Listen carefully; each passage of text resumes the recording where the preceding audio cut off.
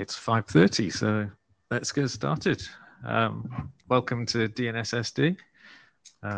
We've only got 60 minutes, but hopefully we should get quite a lot covered in that time. David is slightly delayed, but he'll be joining us as well. We've got various things that you need to be aware of. So first is the note well. So I'm just going to take this off. So as with any IETF meeting, there are various policies in effect that you should be aware of. By participating here, you're agreeing to follow these processes and policies, which includes rules on IPR. Hopefully you're familiar with that.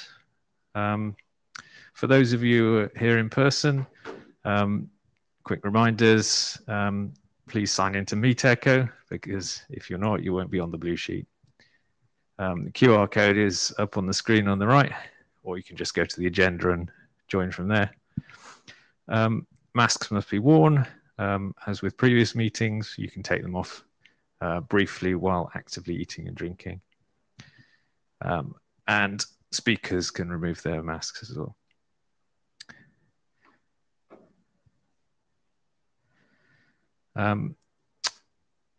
As with every meeting, we need a note taker. Do we have any volunteers?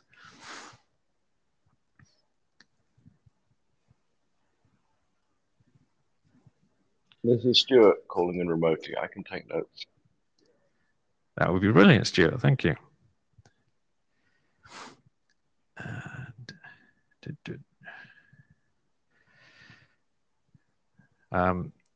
So just a note here that the chat is the standard arrangement. So you can access that from the Meet Echo client or from Zulip. Here's useful links to all the relevant material. A reminder that we have a GitHub for the working group, in which you can find SRP, update, lease, and advertising proxy. The first two of those are pretty much complete, which we'll get onto. If you've got anything else you want, you can contact the chairs to get yours added into the repo. So this is our agenda. We first of all want to talk about SRP and update lease, then move on to the advertising proxy. Nate will be presenting multicast stream discovery. And then we cover SRP replication and times it's received. Is there any requests to change this agenda? If not, we'll carry on.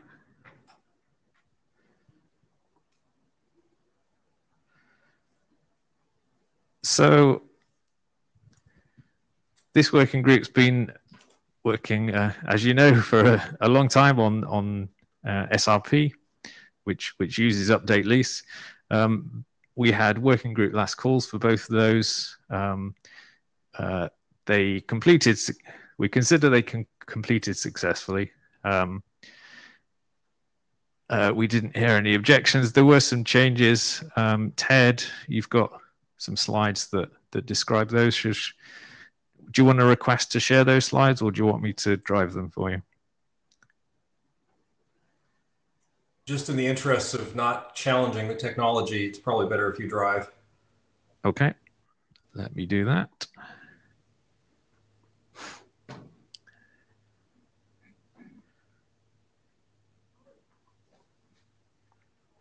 Okay, exciting title deck, and let's have the first slide. Or can I? Anyway, yeah, so the SRP document's been around for kind of a long time. It's actually in version 19 today. There was one comment. The reason for that is there was one comment. There was an IANA early review from Amanda, and she pointed out that we lack a domain name reservations consideration section, which we didn't intend to lack, but the problem was the title wasn't right, and I referred to RFC 6761 when I meant to refer to RFC 8375. 6761 is the document that places the requirement. 8375 is the one that has the text that I wanted to refer to. And the goal was just to avoid restating the text in RFC 8375, which is like a page and a half. So next slide. So this is the change. I don't know if people can read it. Hopefully you've got a big screen there. I can read it on my screen. But basically it just adds a note to the RFC editor saying, please delete this note before publication, and a note to IANA explaining what we're doing here, just in case it's not clear, because Amanda asked me to add that. And then, Amanda, damn it. Anyway, and then the change from RFC 6761 to RFC 8375 is just literally that change. And then also I noticed that this text refers to service.arpa as an example, well, essentially it refers to service.arpa in one place and default.service.arpa in another place. And it seemed like actually it should just refer to service.arpa, so I changed that. So that's the entirety of the change. Chris, do you want to talk about this first? No, let's move on to update lease. So I'll advance the slide. Sure. Okay, so the change to update lease is really simple. ESCO pointed out during the last call that the text about 4 and 8 byte formats for the update lease option was not particularly generous in terms of how thoroughly it described what the behavior of things ought to be. So I changed it from 1 paragraph to 2 paragraphs, and I think the text is a little clearer now. Sort of addresses the confusion that ESCO was experiencing reading the text. So hopefully, this doesn't seem like it's a substantive change. It's just basically adding some more text to make what I intended in the original text clearer. So that's the change to update lease. Next slide. I was just giving people a minute to, well, a Nonsense. few seconds to read that. But yes, I tend to agree. It is simply clarification. But if anyone wants to take a well, if you think this is making actual meaningful change, then let us know and join the queue. Let's move on. Yeah, so you're basically saying that, Ted. Yeah. Did you want to say anything on this slide? So my UI just went black, so I'm going to actually have to reconnect. But I think the last slide was basically just saying, can we publish now, or do we need to wait until we do another working group last call? And David's suggestion was that these are really minor changes. If anybody in the working group has issues with them, we have to do an IETF last call anyway, and that would be the perfect time to raise whatever issues folks might have.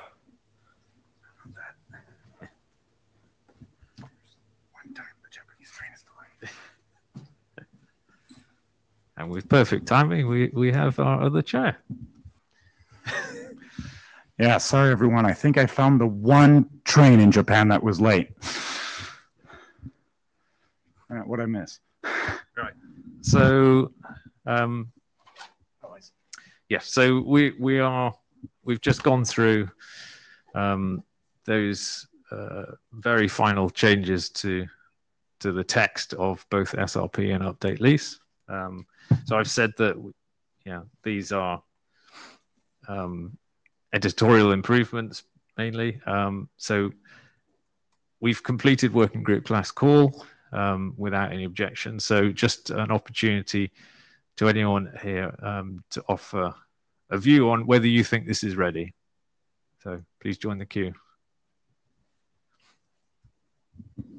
And to add to that, we already did a working group last call, so any objections should be on the latest changes. We don't expect any, but just wanted to give people an opportunity to do that. Otherwise, we'll click the submit button. Going once, going twice. All right, let's do it. Oh, you're gonna. Yeah, yeah, that'll be Are exciting. you gonna share your screen? Or? Yeah, let me do that.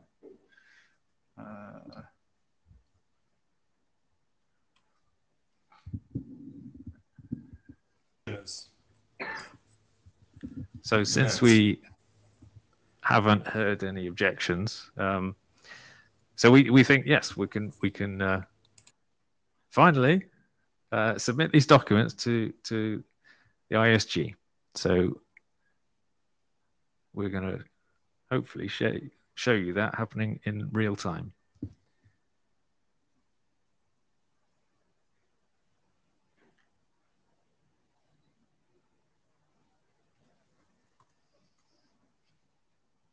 Is it working? Yep. All right. This is exciting. After so many years of sharing this working, this might be the first time I get to click this button. All right, let's start with update lease. Yeah, it's probably not the best use of everyone's time, but it's kind of cool though. Submit to ISG. All right, request. That's one. And then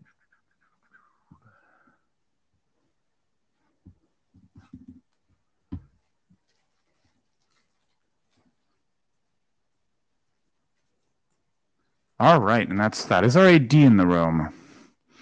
We have the other director.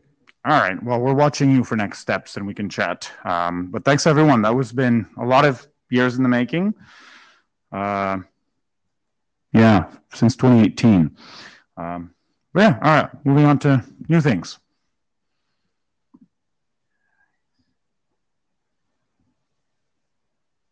All right, you'll have to. Yeah, let's see, how do I? Nope, that's not right. Stop sharing. There we go.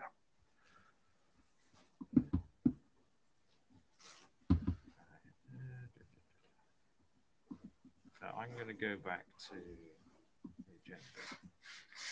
And now I think it's Ted's advertising proxy. Yep, that's it. So. All right, so now we're going to talk about advertising proxy, which we adopted a little under 2 years ago. Some good comments on the list, some good updates from Ted. Ted, do you want to present those slides? You'll probably want me to pop them on screen. Yep. So I'll do. Let's see. Actually, you know, I'm just afraid that something bad is going to happen if I try to present. Maybe you should just present. All right, we have them up for you, so just tell us next slide.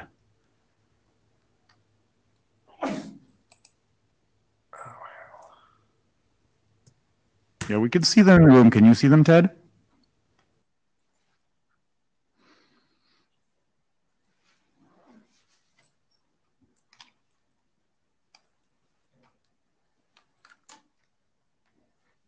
We appear to have lost Ted.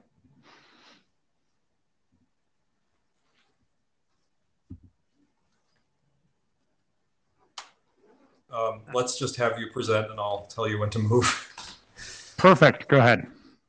All right. So just a quick status update on the advertising proxy. Nothing much has changed, and I wanted to explain why that is. Can we go to the first slide? So we were mostly done with the actual text about advertising proxiness last time, but the problem is, like, the advertising proxy doesn't really make a whole lot of sense in isolation, and so we were trying to figure out how to talk about this, and we didn't really. I posed a question to the working group, and nobody seemed to have a particularly good answer. So next slide.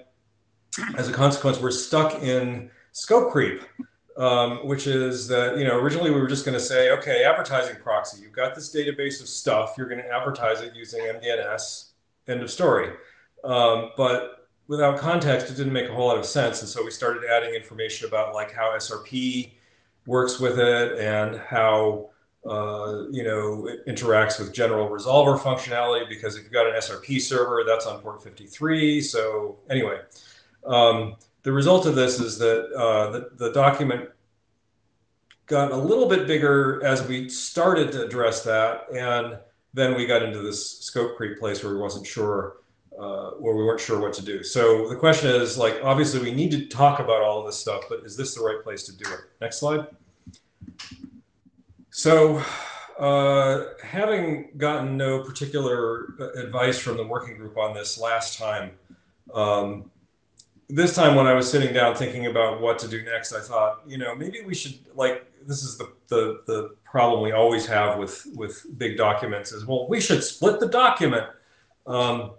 But I think it actually makes a little bit of sense in this case, because if we do it in bite-sized chunks, we're more likely to actually finish instead of winding up with another 5-year long document publication cycle. Because I think we could probably publish advertising proxy, like, you know, before, or at least at, you know, the San Francisco IETF, if we weren't trying to do all of these other things as well.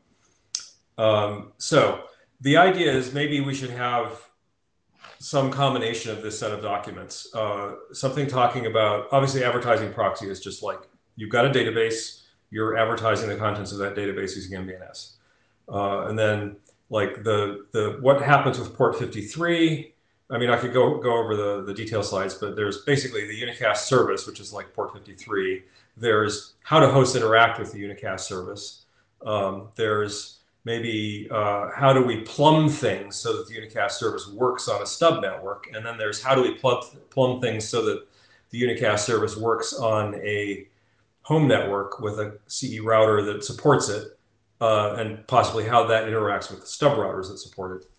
So that's what I think needs to get done. Whether that needs to be 4 different documents, I don't know, but I think those are the 4 topics. So next slide.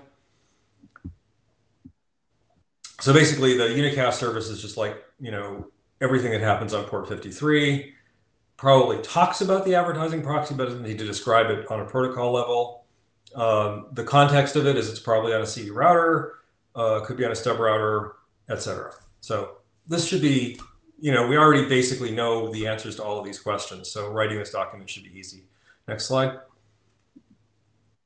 And then how the host behaves seems like it's a little bit more avant-garde, because like one of the things we might want to do is actually have unicast DNSSD as a whole be used as a discovery mechanism instead of MDNS. So like, how does that look? So that's another document. I'm not going to go into detail on this because we only have 7 minutes, which I've probably already used. Next slide. And then, you know, stub router, basically like, okay, you want to set this up on a stub router. How do you plumb it? How do you advertise it? You know, where do you advertise it? Do you advertise it on both stub network and infrastructure, or only one? New document. Next slide. And then the CE router, basically like, okay, you've got a home network, you've got this badass router that actually has unicast DNSSD in it, which we'd really like to see happen. What does that look like? And, you know, how does it work if there's multiple links? This is kind of edging into HomeNet territory, but since that working group no longer exists, there isn't any territory to edge into. So that's basically, I think, the remaining topics that we were trying to scoop into the advertising proxy document, and perhaps you can see why that wasn't working. So that's all I had to say about it. I think there might be a next slide, but oh, there's Stuart. Yep. Yeah. Go ahead, Stuart. You to decide.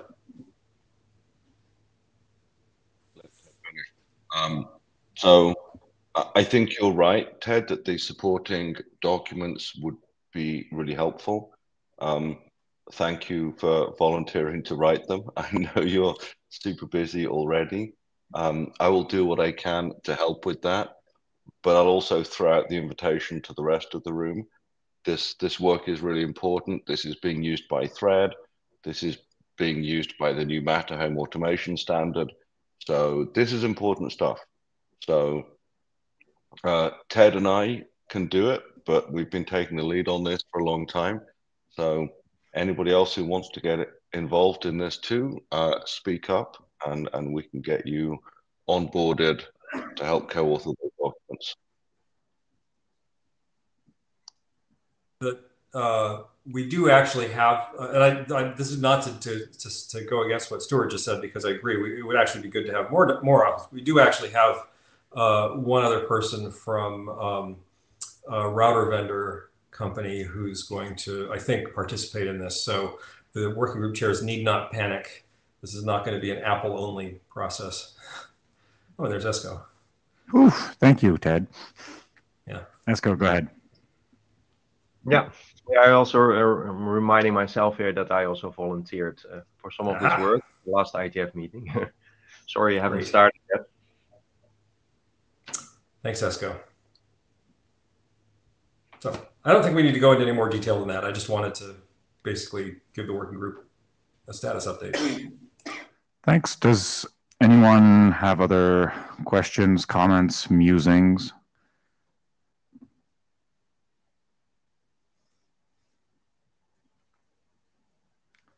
Esco? Yeah, I'm just wondering, Ted, about the name discussion we had. So if you keep the advertising proxy to its original, more limited scope, so you think we can keep that name also? Yeah, I think that makes that question kind of go away, because I mean there is still the question of, so I started calling this the Unicast DNSSD service, I think. Yeah, and that feels like it's a little bit generic, and it felt uncomfortable when it was the advertising proxy, but now that it's not the advertising proxy, I think it's okay. Yeah. Okay. Thanks.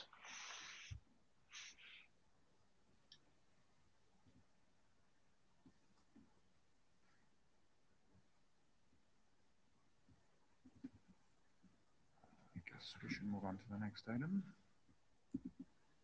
Yeah.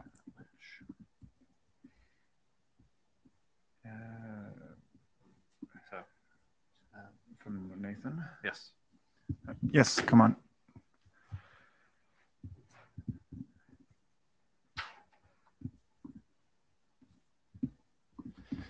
Do we have a clicker?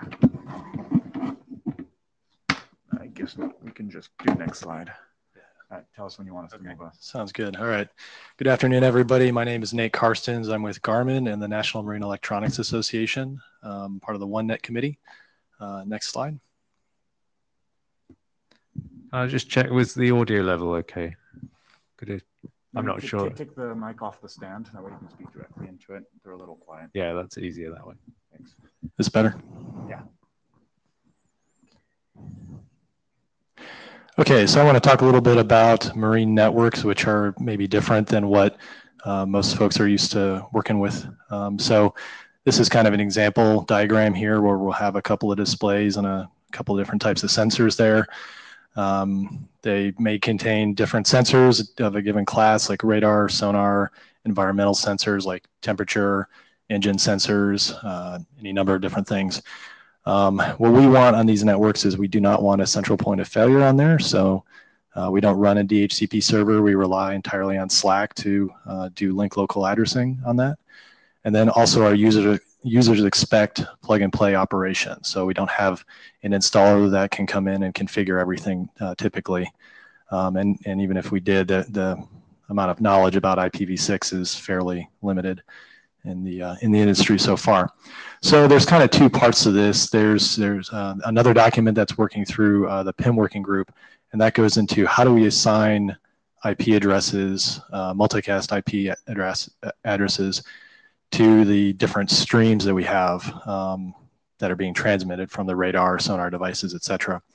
And then the second part of that is once we do have those addresses, how do we advertise the streams themselves so that the displays can figure out what they want to display and which addresses that they want to subscribe to. So there's some more detail in that.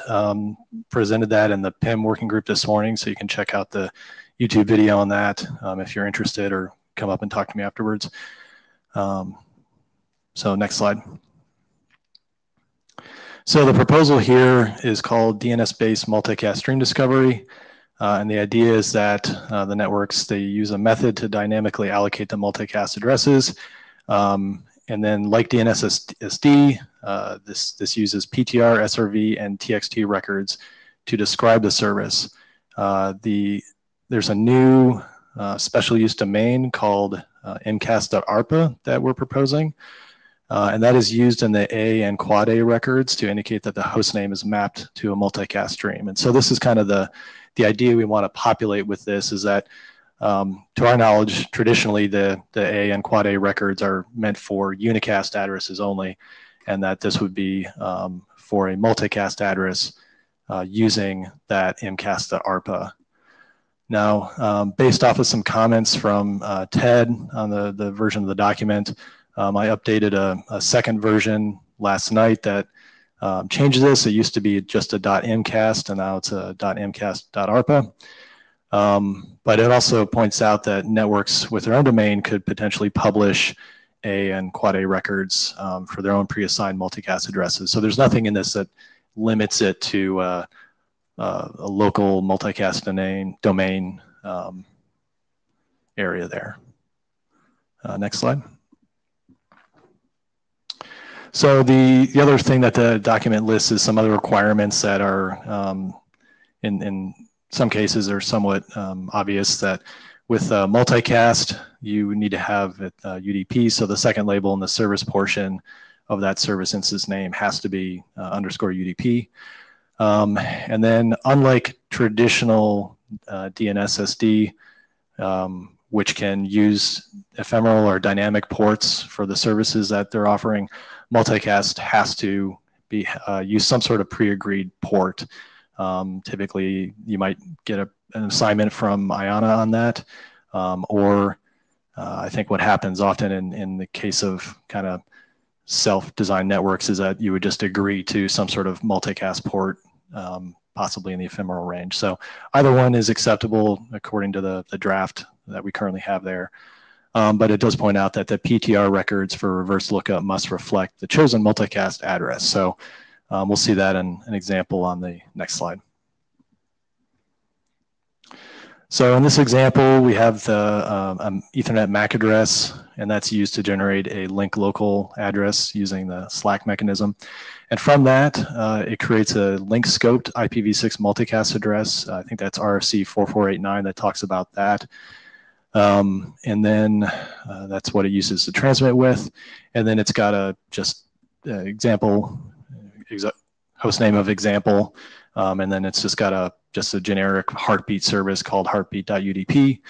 And the service instance of that is instance. So that's kind of lists out the records that are advertised there.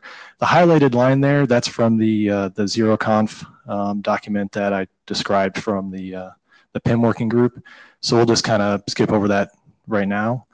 But looking at the other records here, you have the heartbeat UDP PTR record, and that's how you would discover that there's an instance of the heartbeat there. And then you have the SRV record that advertises that it's at port 62,000 and the host name of instance.example.mcast.arpa. So any application looking this up would notice the mcast.arpa there. Typically, it would know that it's looking for a multicast stream anyway, but this kind of solidifies that fact. In this case, there's also a text record there that's empty. But then if you look down to the quad A record there, you've got the IPv6 multicast address is advertised in that quad A record, and then there's a reverse lookup record there as well. And the way those works is it takes each nibble of the address and puts them in reverse with the content of that PTR record being the host name for looking that up. In this case, an instance.example.mcast.arpa. Next slide. So that's basically it. Any questions?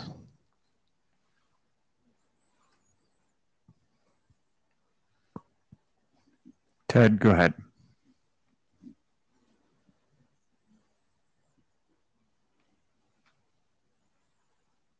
Good thing, and I absolutely want to support it. However, Sorry, Ted, you cut out at first. Can you start over? Yeah, I'm getting echo, which may be why you're having trouble.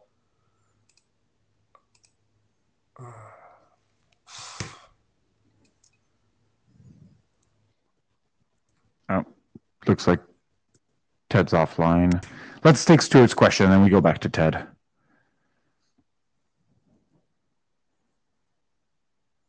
So it wasn't so much a question. I just want to thank you for presenting this. This is a very creative use of DNS service discovery, and I've thought for a long time. Stuart. Yes, we skipped ahead because we were sorting out your audio problems. Just saying briefly, thank you for presenting this draft, and thank you for writing it, because for almost as long as we've been working on multicast DNS and DNS service discovery, I've been aware that dynamic discovery of multicast streams is a blank spot that the IETF never solved. So this is a very creative way to do that, and I look forward to seeing how this develops. Oh, thanks. All right. Thank you, Stuart. Back to you, Ted.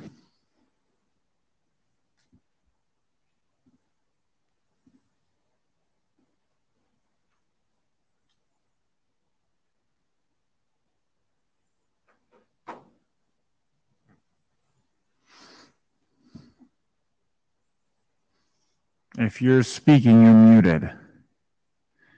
Oh, Ted's unmuting.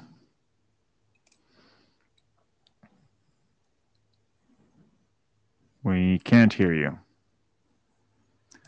Ted, how about you put your question or comment in the chat and we can relay it for you.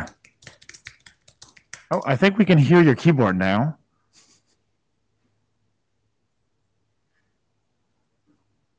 That or we have a rat problem.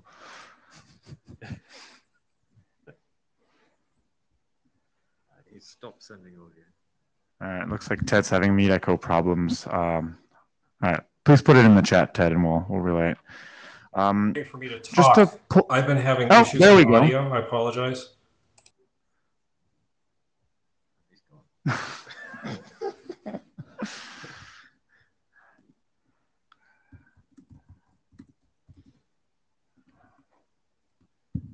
So we do still have a couple of minutes on this topic. So anyone else want to say anything while we're waiting for Ted?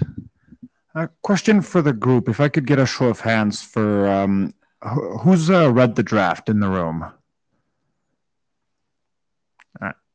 Not too much. If anyone on the who's virtual, please say +1 or something in the chat.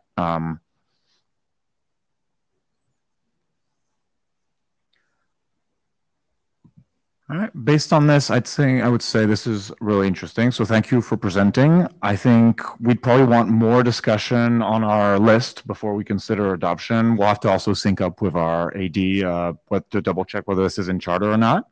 But I think let's see, maybe find folks like Stuart or others who are interested to see how many folks are interested in this if we want to progress it as a working group. Does that sound all right? That sounds great. Thanks. All right. Thanks for presenting. Really appreciate it.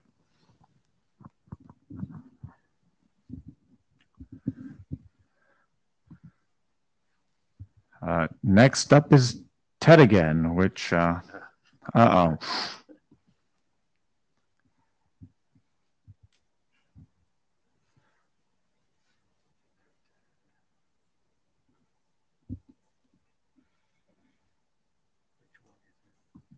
It's I think SRP replication and drop report was the next item.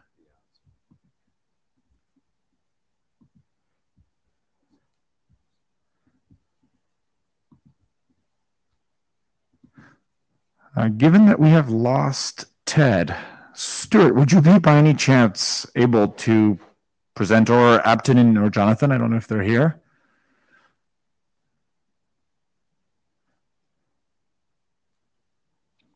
I would love to present, but I actually don't know the details.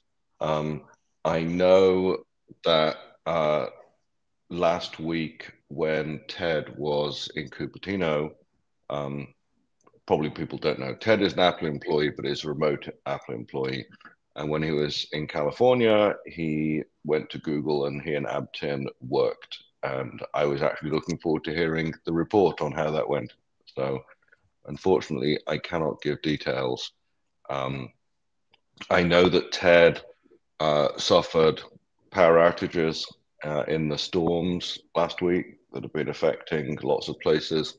Last time I talked to Ted, he was sitting in his car with his laptop powered off the Tesla battery and connecting to the internet via a Starlink terminal on the roof. So I'm not quite sure how his home infrastructure situation has improved since then. Thanks, Stuart. Let's see, maybe we'll run through the slides and I can ad lib something, because I think that's better than just completely skipping, because I think everything else on our agenda is TED, right? Oh, I see a TED. Can you hear me? Yes, awesome. Whew, we're safe. Holy crap, I just had to install Firefox to get this working. Oh my God. Anyway, so SRP replication. I don't know if you guys have been having a lovely chat about this since I was here, but since Stuart wasn't at the interop, he probably couldn't tell you much. That's pretty much what Stuart told us. Yeah, so go ahead. Excellent. All right, let's go straight in. First slide, next slide. So the bad news is the summary is we didn't succeed in interoperating yet. We made progress, so it was not a waste of time, but we did not actually get to the finish line. We learned a lot. It was me, Apton, and Lynn. Lynn's another Apple engineer. Apton works for Google. We sat down in a conference room at Apple Park and set our stuff up and fumbled around for a while.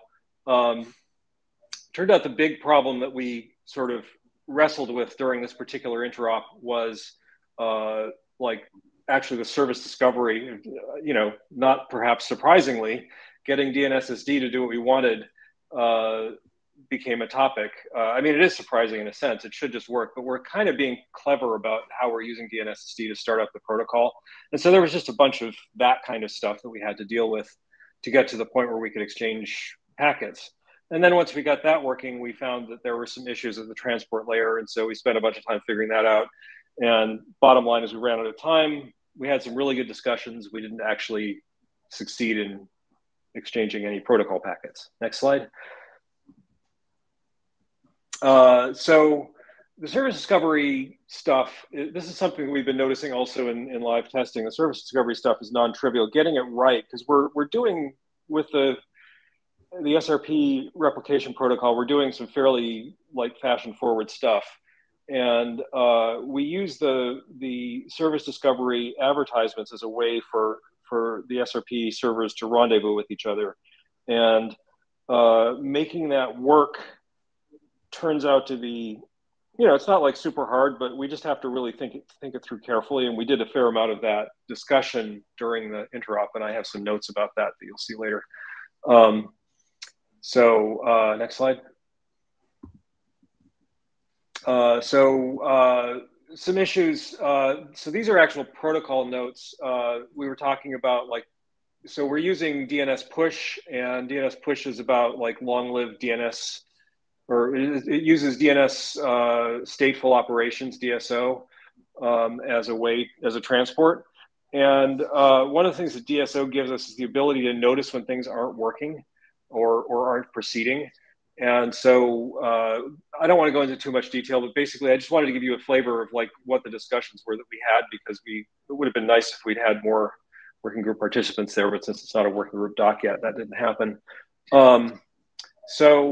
Basically we just, we discovered some things about how to use DSO. And we talked about how we get into the ready state, which is where we're actually able to, interoperate and do things. And how we validate stale data, because DNSSD uses MDNS, and MDNS does not guarantee that you have accurate data. It just does its best to try to make that happen. And if you don't have accurate data, you shouldn't just sit there using the inaccurate data for however long it takes for it to time out of the cache. So there's a bunch of work like that. Next slide. And then the other thing is we use this strategy for agreeing on who's gonna, what database we're gonna replicate, and it uses the sequence number strategy. And one of the things that we realized is the sequence number strategy was a little bit too clever and complicated. And so we actually came to what I think is a bit of an agreement about how to make it less clever and less complicated, which I'm not going to go into detail about, because if you haven't been following the spec, this isn't going to make any sense. But I just put it up there so that you would see that we had these discussions. And we took, the two slides that I just showed you are basically our notes from the discussion, which we intend to go forward with. Next slide.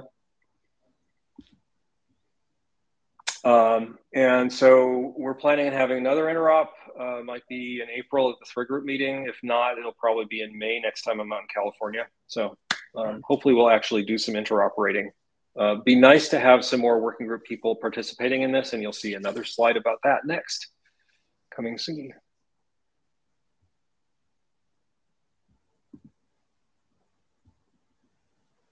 That's the last slide, unless you mean the next presentation. I did mean that. Okay. Before we jump onto the next presentation, does anyone have questions or comments for Ted on this interop report? And of course, Ted, thank you for showing this. It's great to see actual running code. That's what we're about, after all. Yes. Even if it doesn't always work. Well, you know, you got to start somewhere. Yep. I see Esco in the queue. Yeah, just question here. You mentioned the sequence number, and in the draft, I think there's a dataset ID there. Are these two related, actually? So the dataset ID and the sequence number. So the sequence number is actually something we use on the thread network, and it's used so that we can see that we're, you know, the devices, the SRP servers that are on the thread network are advertising correctly. But just I think it generalizes, like if we want to do something similar on the stub network, we would probably use a similar strategy. So we probably actually want to talk about this in the document. But basically the idea is we want a way for devices that are on a network that's being managed by an SRP service to be able to figure out if they see two advertisements, which one to use. And we'd originally decided to use something like a DNS sequence, like the zone serial number. Where it just, like, you know, rolls over, but we're using like a very small number on thread. It's only 200, it's only 8 bits. And so it doesn't work very well. I think it worked better if we had like a bigger range, like if we were using the whole data set ID as a sequence number, but currently we're not. And so this approach seemed like it was less likely to run into trouble with such a small number set. As I say, if we were using a bigger number set, maybe it wouldn't matter. So. Okay, yeah, the draft I think operates on the complete dataset ID, right? So it has a 64-bit. Well, there is something about using the top 8 bits as a sequence number, but I don't know how much detail there is about that in the document. One of the things that I think is true about the document, which we learned from implementation as opposed to interop testing, is the document needs to have a lot more detail in it. Yeah. So, yeah. Yeah, that's right. So it does use part of the dataset ID as a sort of a sequence number that increments. Yeah. Okay. Thanks. All right.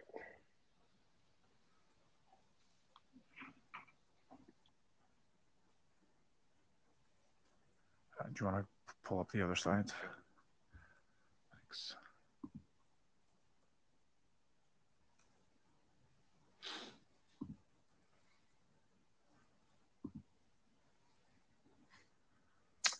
Okay, so I was getting a little punchy last night. I apologize for the titles. Next slide.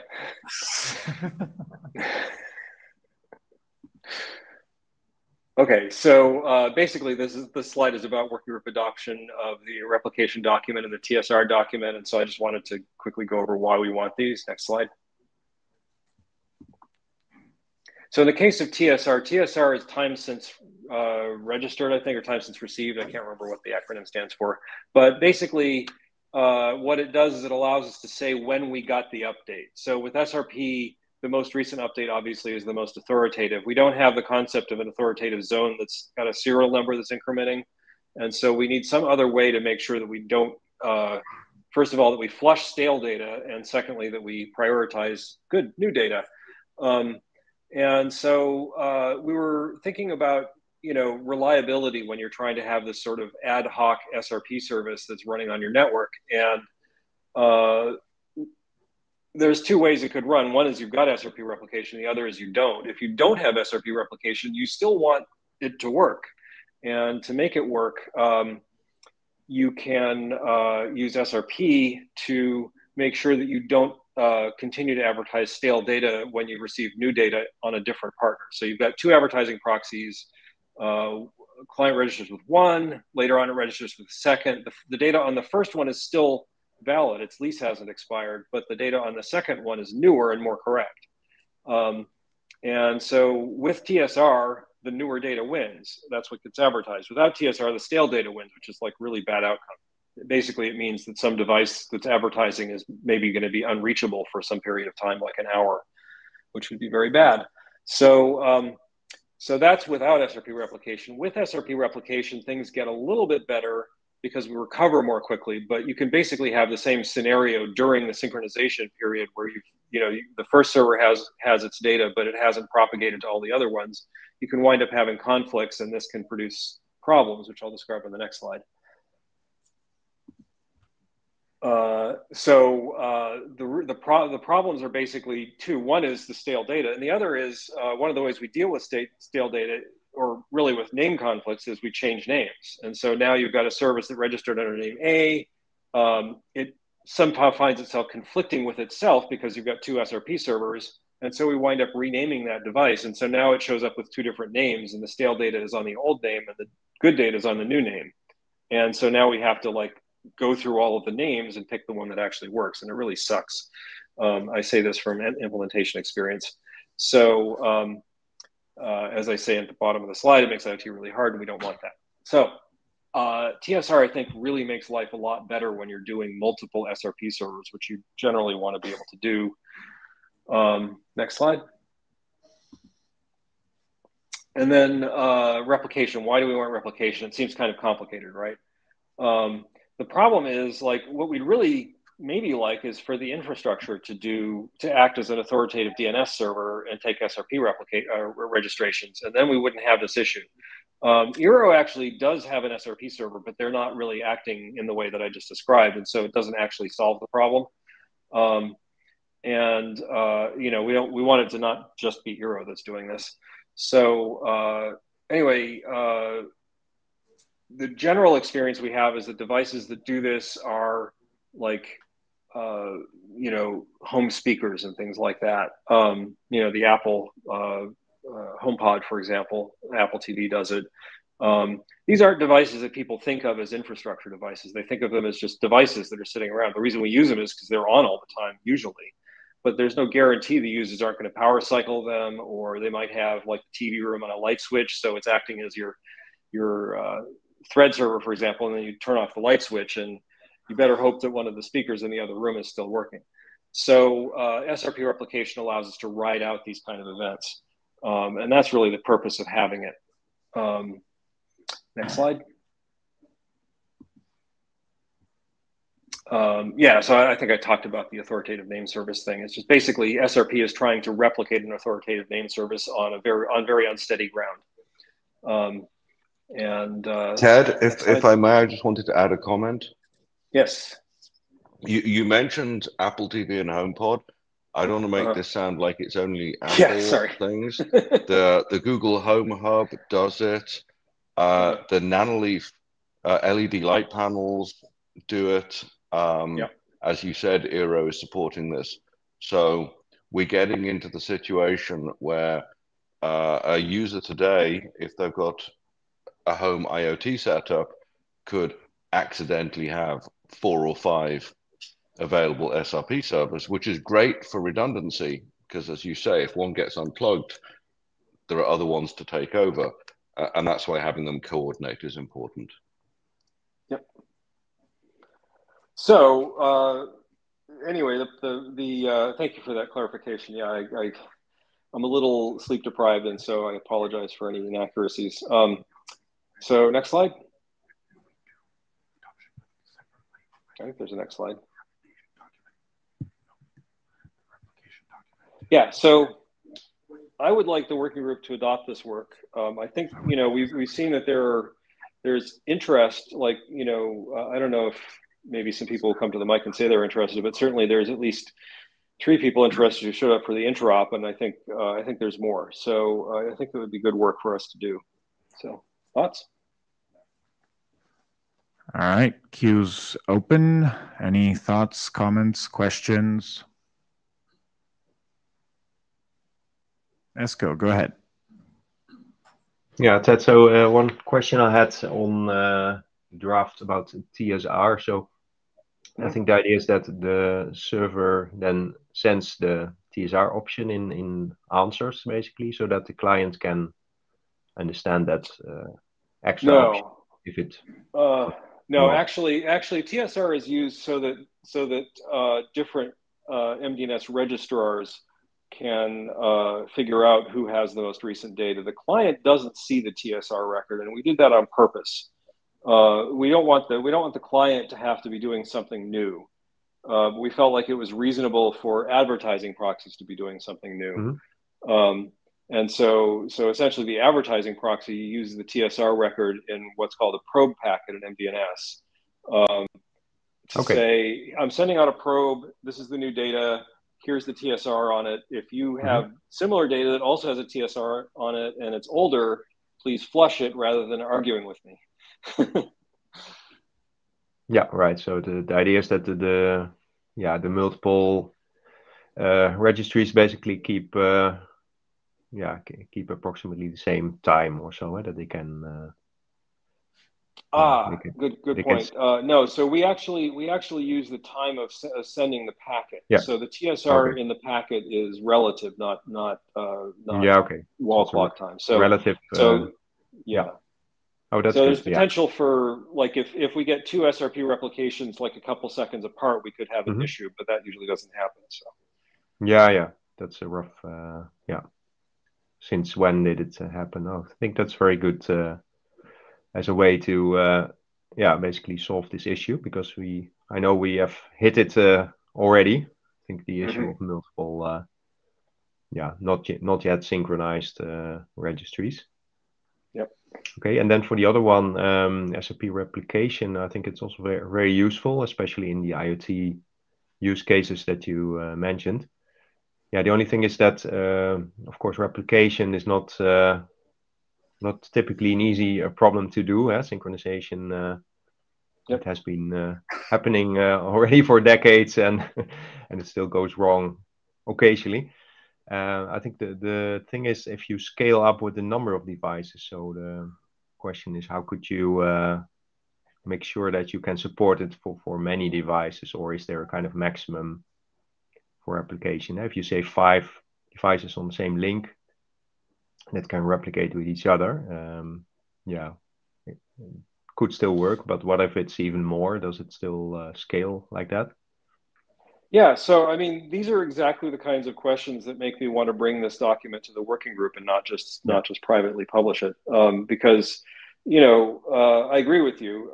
There is a scalability, not only a potential scalability, but I think a real scalability issue, because this is essentially a multiply connected topology where you really want all of the SRP servers talking to each other, and that probably means you don't want to have an infinite number of them, because that would get ugly.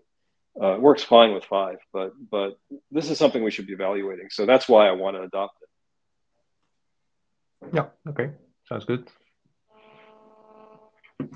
Thanks, Esko. Stuart?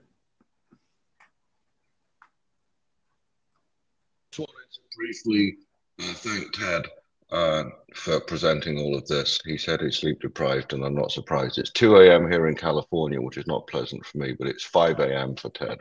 So thank you, Ted, for presenting at 5 a.m. Yeah, seriously, thank you. Well, thank you guys for showing up in Yokohama. I apologize for phoning it in, so to speak. Tim Winters, QA Cafe. Ted, I didn't see anything in here about if a client or if one of the servers gets rebooted, so it loses all of its information. I think the other, during the replication, they won't quite know what to do. I don't know if you've thought about that or what the game plan was.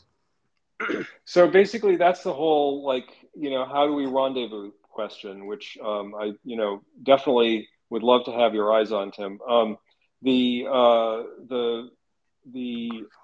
When SRP replication starts up, the server that's just rebooted and basically is amnesiac goes out and sees if there are any servers around, and if there are, then it tries to connect to them and synchronize, so that we wind up basically refreshing the data. And the idea is, as long as not all of the servers go down at once, you don't ever lose your data. If all of them go down at once, then yeah, basically you're going to have to somehow advertise on the network that you're supporting. Everything went away, please re-register, which, yeah. Okay, I'll take a look. But yeah, that makes sense, Ted. I missed that. Thanks. Sure. Thank you. All right, we're at the end of the queue. I'd say now that we've clicked the exciting submit button on these other documents, we have room to adopt more documents in the working group. I would say it feels like the SRP replication document has gotten more interest, and also TSR depends on it. So let's talk about that one first. So I'm hearing from Ted and from others that there's interest in adopting the SRP replication document in DNSSD. From our read, it seems to be in Charter. Does anyone have comments specifically about whether they're interested in adoption? And just going up to the microphone and saying, yeah, this sounds great, I'm going to read it, would be super helpful. The fact that it already has multiple different entities, like companies interested in it, and multiple implementations sounds, even if they don't interoperate, sound quite interesting. Go ahead. Yeah, I'd be happy to review this, and I think we should work on this. Awesome. Great. We're gonna let's do a poll for adoption, which we'll confirm on the list. Sure, hands tool. Wait, sorry, wrong button. Give me a second.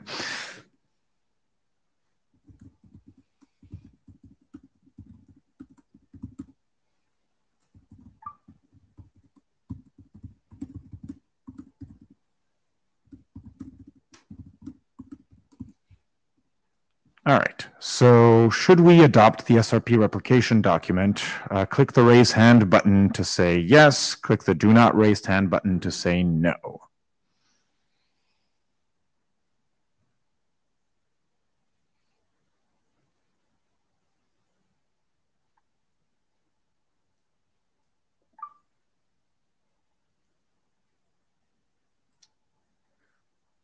All right, I'll leave this up and I can start talking. It's looking like we have right now 9 votes or 9 opinions for yes and 0 for no.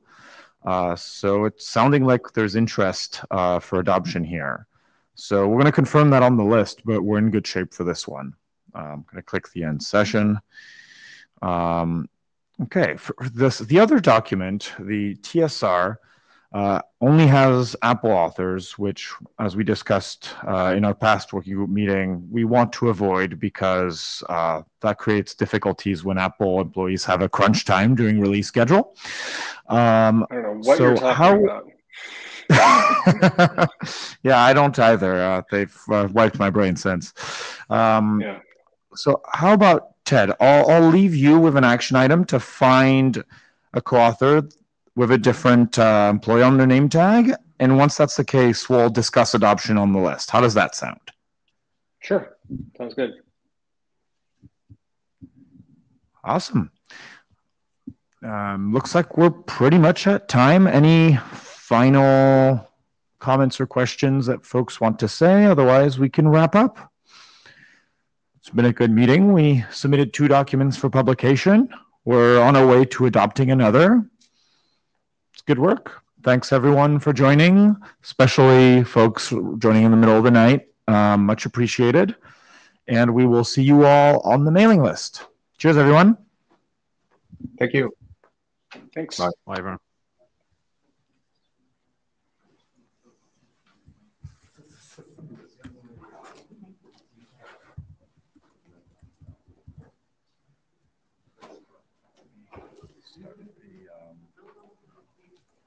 Call on the list before I get.